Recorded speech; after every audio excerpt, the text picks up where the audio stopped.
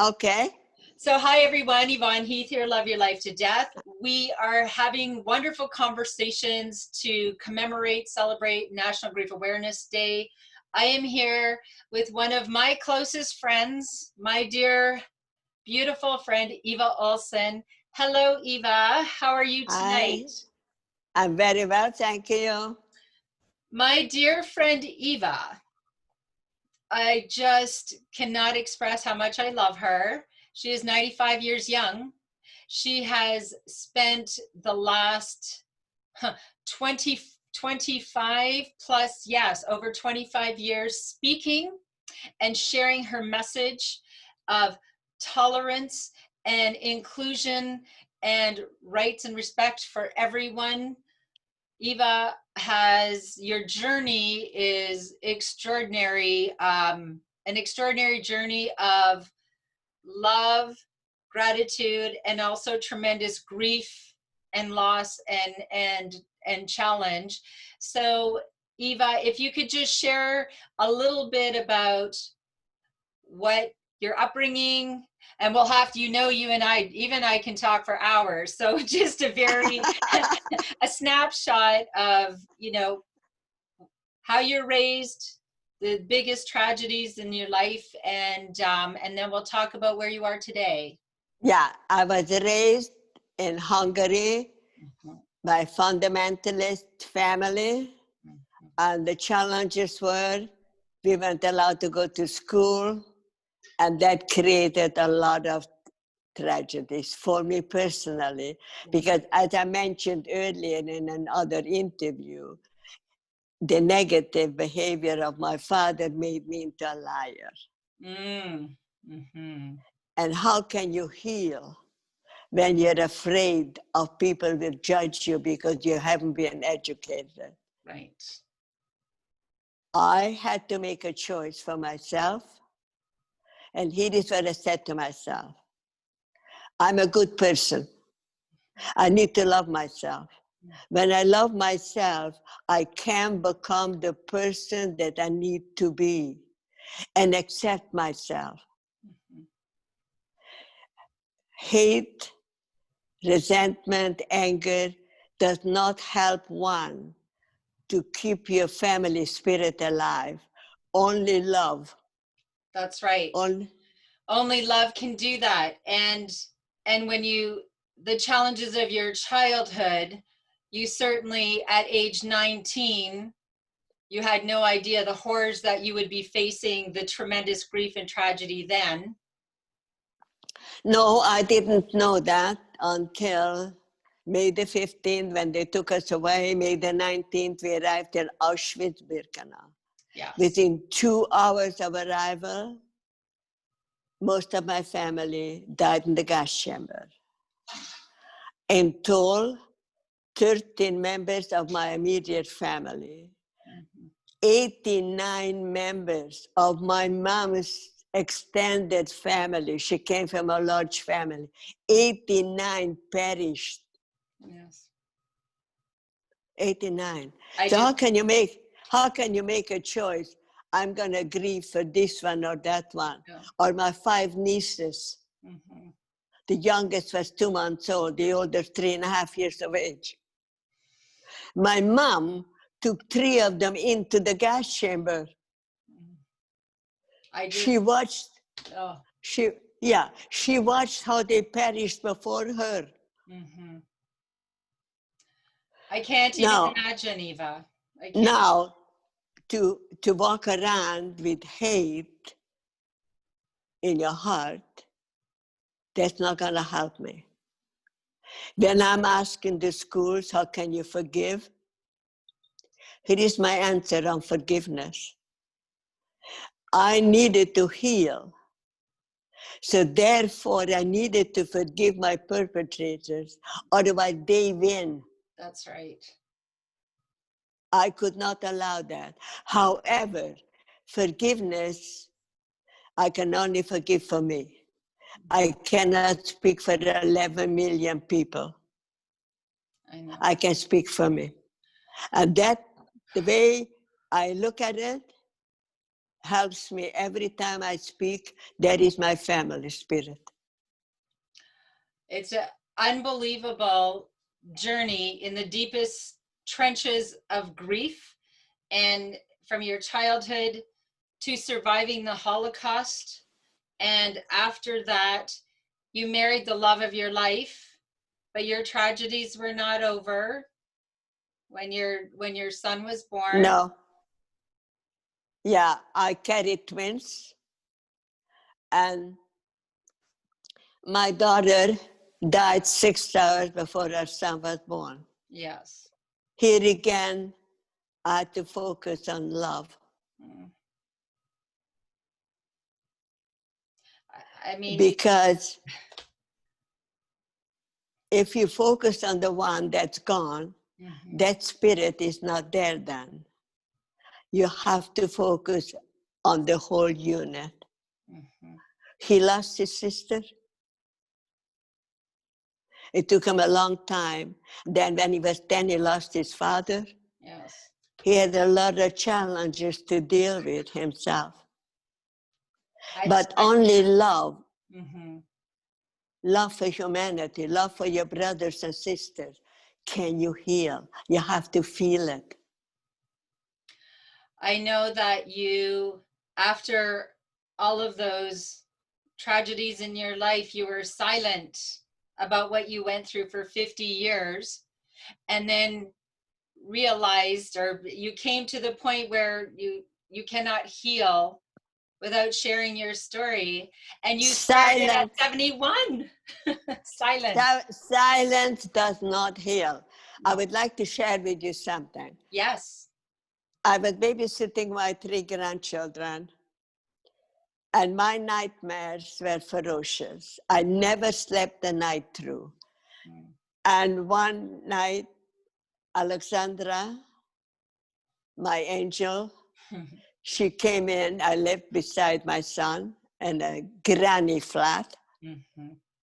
And my dream, Alexandra, come, let's go and hide. They're coming to get us.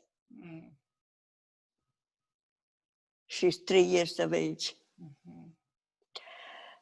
And I never slept through a night until I unlocked the doors. The fear that held me back, I didn't heal. The only time I started to heal, when I went into the first school. Yes. And started to share your truth, your story. But I have lived through, yes. Yes. And I am going to show here, when you talk about unlocking the door. The door, that's why it has that title. Because I had locked the doors for 50 years. Yes. And when we have such tremendous grief and we don't know where to turn, I realize that in sharing our stories, we heal ourselves, and we can help to heal the world, each other and the world. Or make people understand that only love can heal you. Only love can heal us. So give love and let the love in. Yes. Give yes. love and let the love in. And it's such an important message. And I just love how much you love. We have spoken together. We've become such good friends, and I feel how much you want to help heal the world. And another thing that, Eva, you do that is just so important, and for everyone. When I have grief, when somebody else has grief, I don't need to compare my grief. Never. You don't need to do that. Everybody has their story. Everybody has their grief. And you've chosen to always love, and you never compare. You never say, oh, I've been through worse. And I love that. I know survivor. I knew one in Ottawa, David. He passed away 2 years ago, 6 months younger than me, from Belgium. He was 3 years in the camps. So there's some that were 5 years. I was lucky. I was only 1 year. Lucky, I guess. Yeah. Yeah. 1 year. Yeah. But we must remember, it always starts with the self. Mm-hmm. If I don't love myself, then how can I love you? Mm. It starts with the self. And allowing your grief and allowing love and allowing joy, allow all of it. Yeah, as I mentioned in another interview, at a large high school here in Ontario, 900, there's bigger than that, but 900 were assembled. And where 20 of the students, the senior students, were going overseas to the camps. And the history teacher, David, they had a luncheon. One beautiful senior student sitting beside me. And she said, how can you laugh? You just told us those horrors. Mm-hmm. Somebody said something. Mm-hmm. There were 20 students and their chaperones. Mm-hmm. And I said this, if I can't laugh, I can't cry. Mm-hmm. To balance my life, I need to do both. Beautiful. Grief and joy, they coexist. We have to allow the laughter and the tears. It's the same with losing the love of my life, Rudy, my husband. Mm-hmm. Many times I've said, it's better to have loved and lost than never had loved at all. Mm-hmm.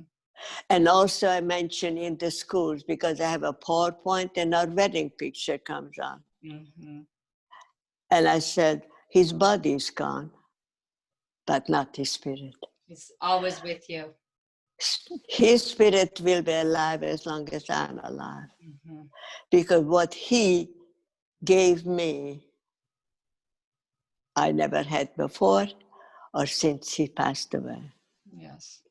The ability for a young man to love to that degree and accept others. Unconditional. That difference. And it was very different. God knows the truth. I'm 21, I haven't been inside the classroom. But he loved you unconditionally. And that's, He did. yes. Eva, I love so much everything. You are a beautiful shining light in this world. You continue to share your message. I want everybody should, this book, Unlocking the Doors, and you, Eva's written other books. Go to Eva's website. We've got it here. Eva Olsson, you can hear her speak. The rest of the title is A Woman's Struggle Against Intolerance. A Woman's Struggle Against Intolerance. Yes. It is heartwarming, heart-wrenching, and you have, I mean, you have lived in the deepest trenches of grief, and you have chosen a path of helping to heal yourself and the world. And I will be forever grateful for everything that you have done to keep your family spirit alive, to teach people how love is what we need to heal. Allow your tears, allow your laughter, and just be the very best you can be. And I'm very grateful for what you're doing. You're giving me this opportunity, and you're giving so many other people to see this interview. Mm-hmm. And the I other get to share Zooms. you. That's my gift. That's my gift to me. I get to share you. Lucky me. Lucky me, Eva. Well, lucky me too. I'm really blessed. As I said, I had a lot of sadness, tragedies. And even when I'm asked what I have been asking Peterborough, Ontario, in a Catholic school, by a grade 5 student, they were all sitting on the floor. And my mom's picture came on, the PowerPoint. Mm-hmm. And he asked, was your mom your angel? Mm-hmm. I said, yes. Mm-hmm. The principal, lovely lady, she came over to thank me, but she couldn't because she cried. Mm-hmm. I don't know what to say. I said, you could say that you love me. Aw. Beautiful. Well, I love you. Eva, thank you so much for sharing Thank you. on this National Grief Awareness Day to bring you your story to this. And I would encourage everyone, go learn more about Eva Olsson, most incredible person I've ever met. Thank you, my friend. I love you. Love you too. Thanks, everyone. Bye for now. Bye.